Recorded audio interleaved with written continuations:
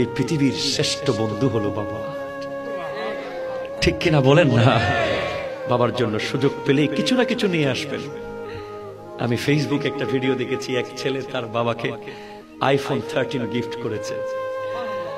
ওই বাবা কোনোদিন বোধহয় 3000 টাকার বা 1000 টাকার বেশি দামি মোবাইল কিনে নাই, সাহস করে নাই।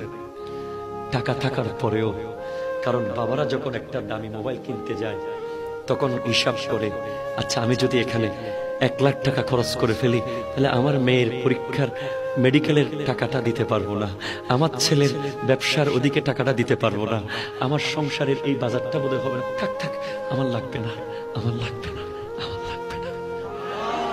ঠিক কিনা বলেন না? কোনো মতে কাপড়টা ছিঁড়ে গেলে আবার তালি দিয়ে পরে, জুতাগুলো ছিঁড়ে গেলে আবার সেলাই করে পরে।